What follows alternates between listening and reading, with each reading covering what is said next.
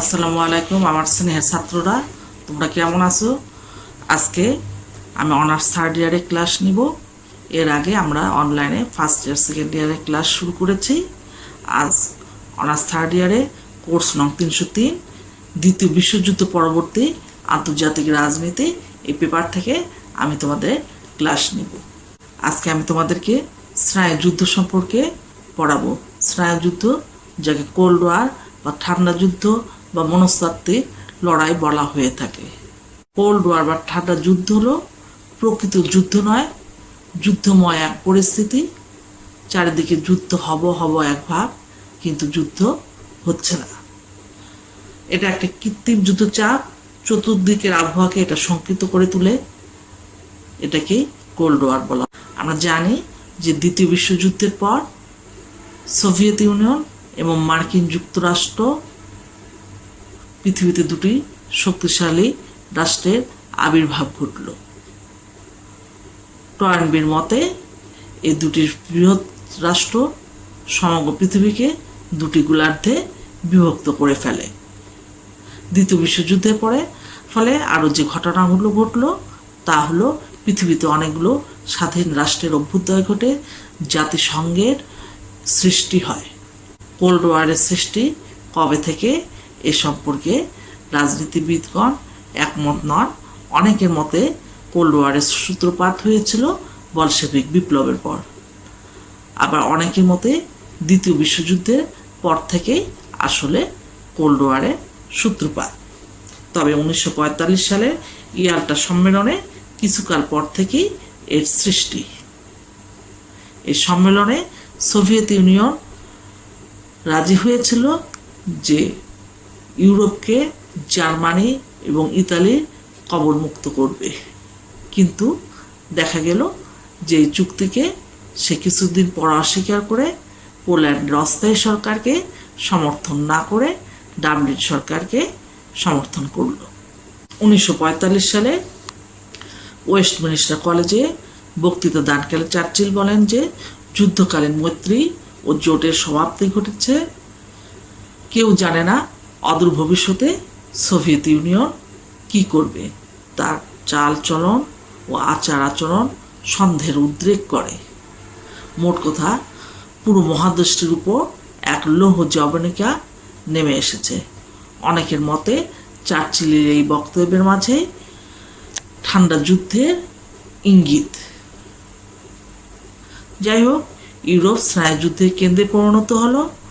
Soviet union পুঁজিবাদকে শোষণের হাতিয়ার বলে মনে করে সোভিয়েত ইউনিয়নের প্রভাব খর্ব করার জন্য মার্কিন যুক্তরাষ্ট্র ইউরোপের অর্থনীতিকে চাঙ্গা করার জন্য কংগ্রেসে 1948 সালে অর্থনৈতিক সহযোগিতার আইন পাশ করে ফেলে।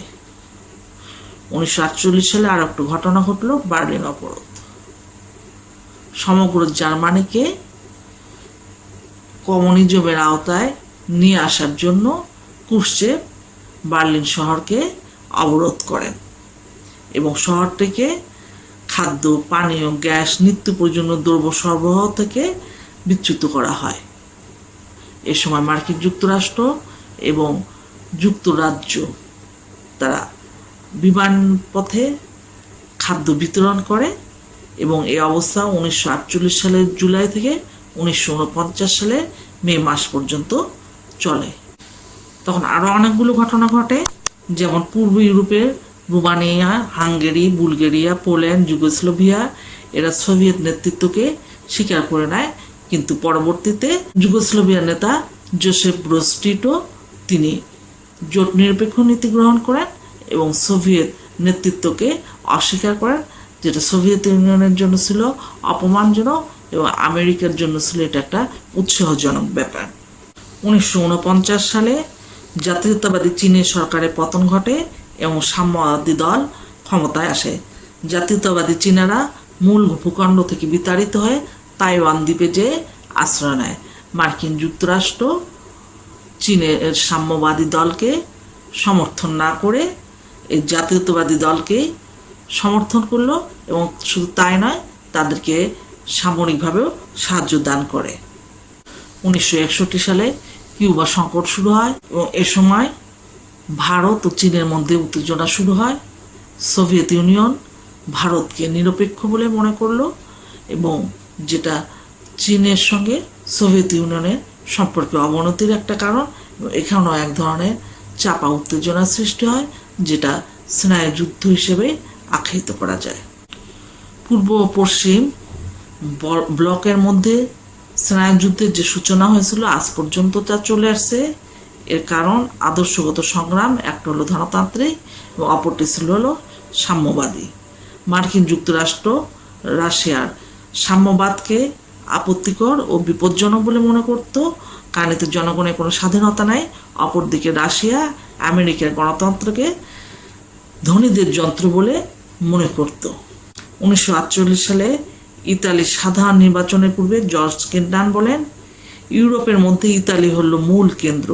যদি কমিউনিস্টগণ নির্বাচনে জয় হয় তাহলে ভূমধ্যসাগরীয় অঞ্চলে, সম্ভবত পশ্চিম ইউরোপে আমাদের অবস্থা আরও শোচনীয় হয়ে উঠবে। দ্বিতীয় বিশ্বযুদ্ধের পর স্নায়ুযুদ্ধের অনেকগুলো কারণ ছিল, কিছু কারণ আমরা উল্লেখ করলাম। ট্রুম্যান মার্কিন রাষ্ট্রপতি, তিনি মধ্যপ্রাচ্যে মার্কিন নীতি মূলত খনিজ তেলকে কেন্দ্র করেই, যদিও প্রত্যক্ষ বা পরোক্ষভাবে রাশিয়া ইরানের তেল সম্পদকে নিয়ন্ত্রণ করে, তাহলে কাঁচামালের ভারসাম্য নষ্ট হয়ে যাবে। ট্রুম্যান তার নীতি নিয়ে অগ্রসর হলেন যে যেখানেই গণতন্ত্র বিপন্ন সেখানে মার্কিন যুক্তরাষ্ট্রের দায়িত্ব হলো গণতন্ত্রকে পুনরুদ্ধার করা এবং জনগণকে সাহায্য করা। মার্কিন যুক্তরাষ্ট্র ট্রুম্যান পরিকল্পনা এবং মার্শাল পরিকল্পনা, এই দুইটি পরিকল্পনা হাতে নিয়ে তার পৃথিবীর বিভিন্ন অঞ্চলে হস্তক্ষেপ করে, বিশেষত সেই সমস্ত অঞ্চল যেগুলো তেল সমৃদ্ধ এবং যেগুলোতে সোভিয়েতের প্রভাব রয়েছে সে এলাকাগুলো।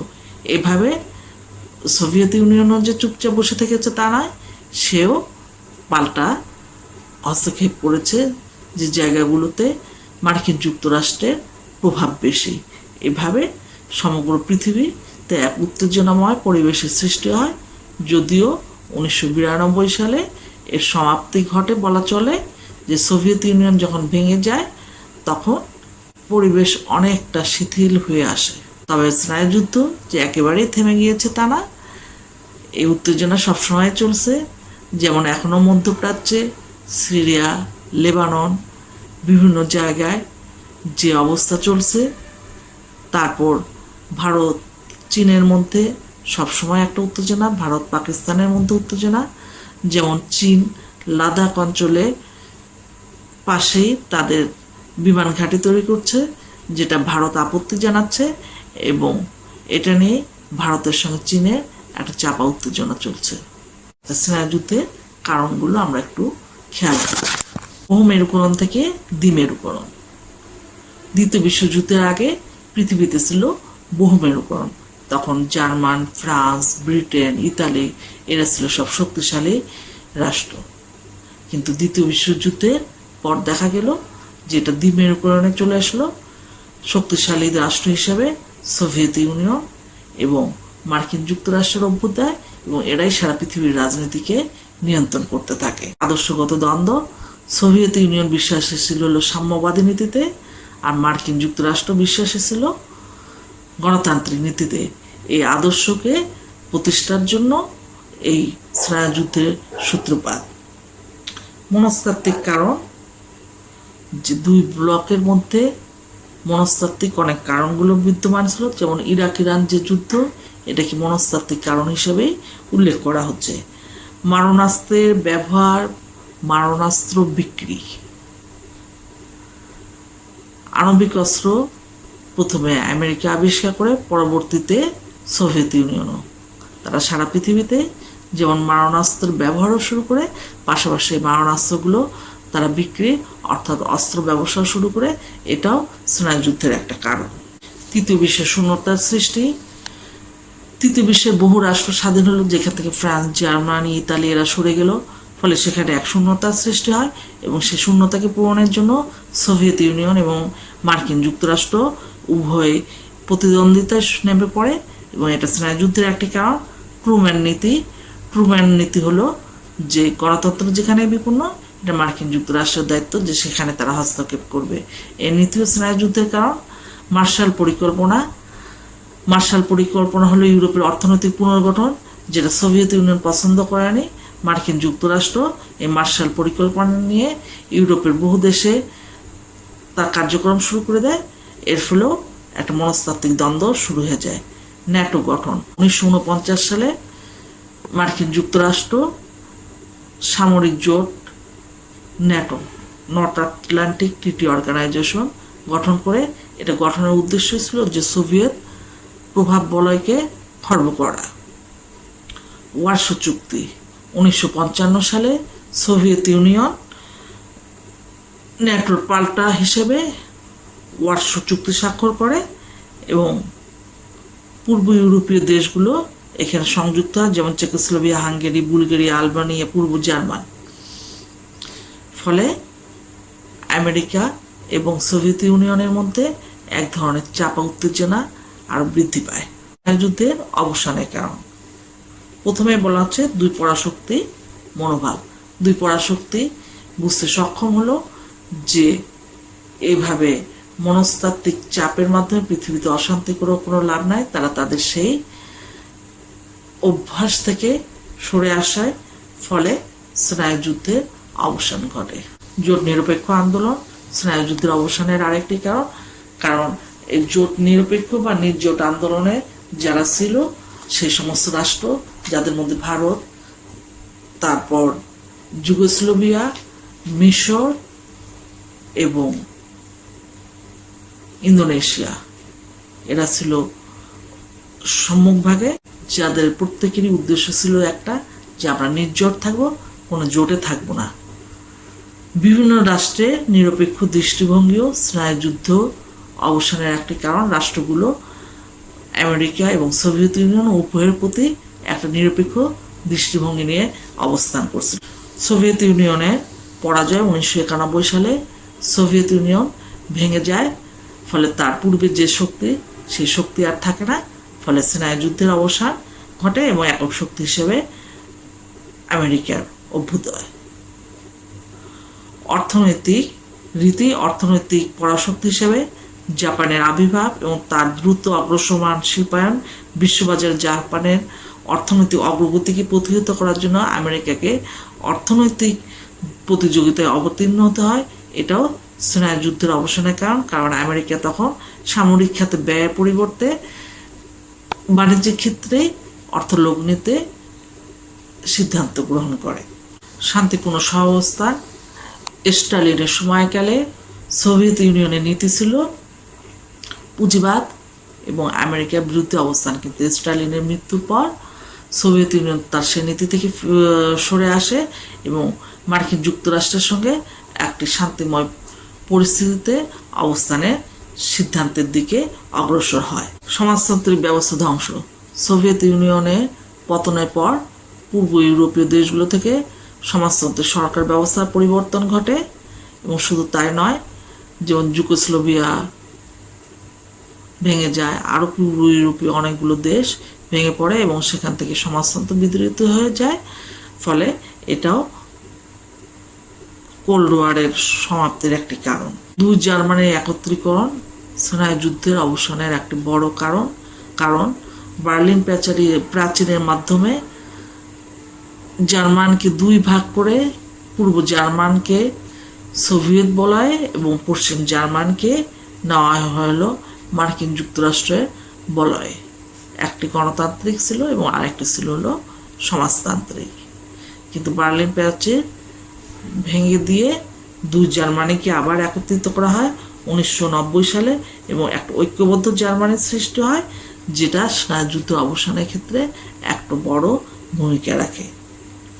তবে স্নায়ুযুদ্ধ শেষ হয়ে গেল, একদম যে শেষ হয়ে গিয়েছে তা না।